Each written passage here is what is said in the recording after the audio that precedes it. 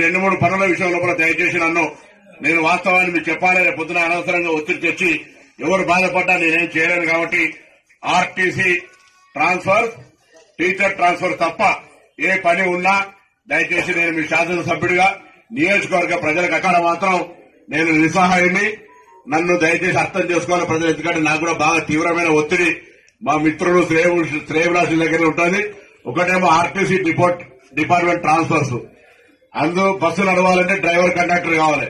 అందరూ వచ్చి driver conductor officer duty అని అంటా ఉన్నారు.